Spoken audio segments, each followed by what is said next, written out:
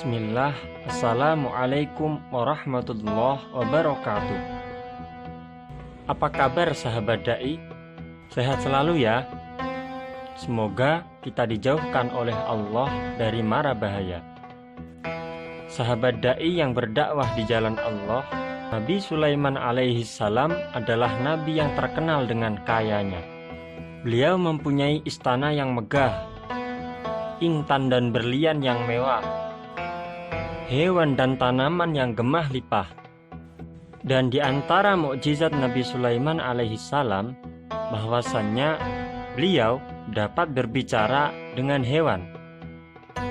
Sahabat dai yang berdakwah di jalan Allah, pada kesempatan kali ini kita akan menyelami kisah seseorang yang belajar bahasa binatang kepada Nabi Sulaiman alaihi salam. Kisah ini sangat menarik untuk kita bahas. Dalam kitab Tafsir Ruhul Bayan karangan Imam Ismail Haqqi Al-Burusawi, kitab ini sangat tebal. Ia tersusun dari 10 jilid. Dicantumkan di sana bahwa pada suatu hari ada seseorang yang belajar bahasa binatang kepada Nabi Sulaiman alaihissalam. Nabi Sulaiman alaihi salam dikenal sebagai utusan Allah yang memiliki keistimewaan. Beliau bisa mengerti bahasa binatang. Hingga suatu hari, datanglah seseorang dari kaumnya agar diajarkan tentang bicara dengan bermacam-macam hewan.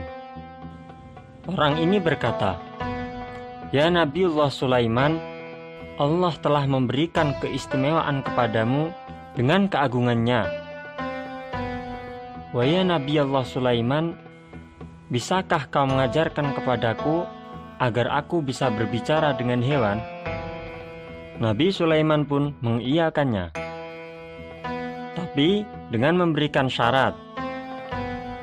"Baiklah, aku akan mengajarkanmu, tapi engkau tidak boleh menceritakan kepada siapapun. Dan kalau kau melanggar, engkau akan mati seketika itu juga." "Baik, aku akan sanggup dan tidak akan menceritakan kepada siapapun." Setelah selesai, akhirnya orang ini pulang ke rumahnya. Ia mempunyai seekor keledai dan seekor sapi jantan. Kedua ternaknya ini sudah bekerja sepanjang siang, mulai dari mengangkut, menimba, dan pekerjaan berat-berat yang lain.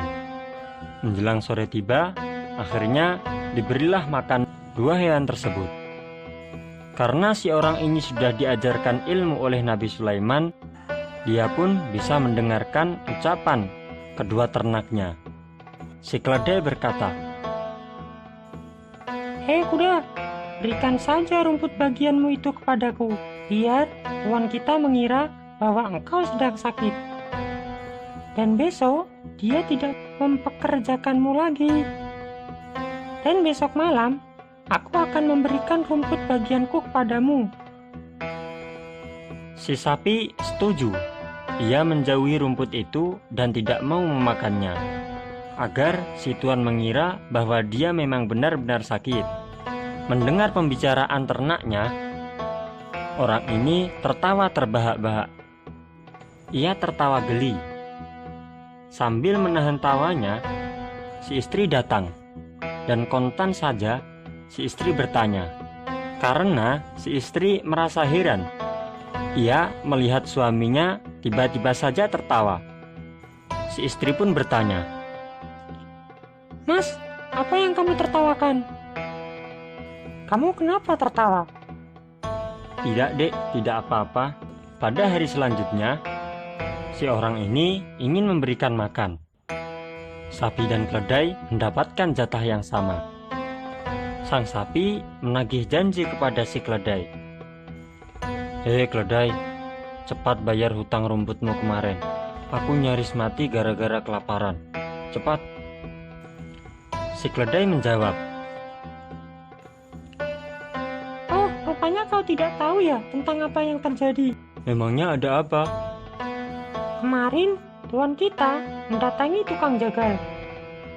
Ia bilang bahwa sapinya saat ini sedang sakit dan ingin menyembelihnya segera. Sebaiknya kau sabar dulu ya malam ini, hutangkan lagi rumputmu itu padaku, agar besok pagi tukang jagal mengurungkan niatnya tidak menyembelihmu, dan aku akan membayar hutangku pada hari kedua. Mendengar ucapan ternaknya, si pemilik tertawa geli. Lagi-lagi istrinya penasaran. Istrinya bertanya, Mas, kenapa kau tertawa? Tidak dek, aku tidak apa-apa. Ayo mas, beritahu aku, jangan kau buat aku semakin penasaran. Tidak dek, tidak ada apa-apa. Kalau begitu mas, ceraikan saja aku ini. Si istrinya mengancam kepada suami agar menceraikan istrinya. Tidak dek, aku tidak akan memberitahukanmu penyebab. Mengapa aku tertawa? Karena kalau aku memberitahukanmu, aku akan langsung mati. Tapi sang istri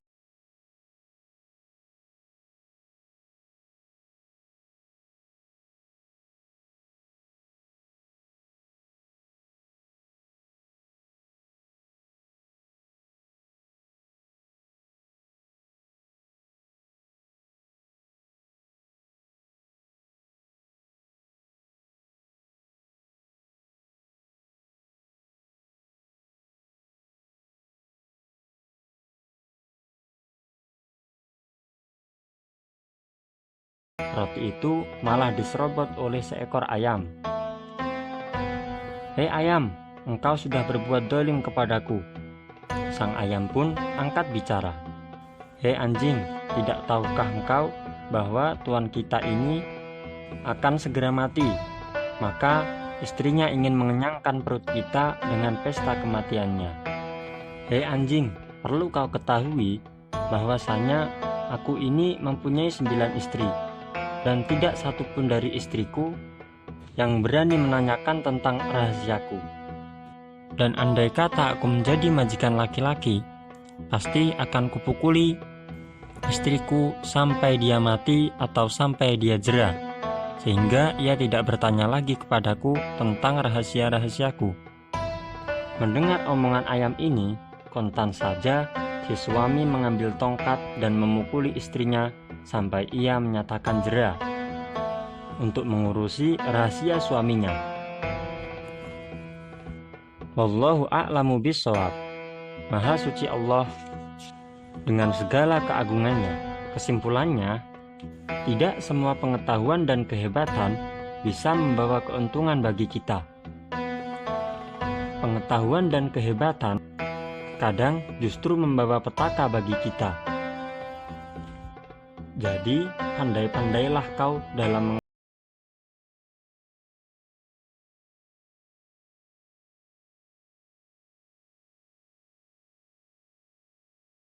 dan jangan lupa sebarkan konten kami ya, karena dakwahmu adalah pahalamu.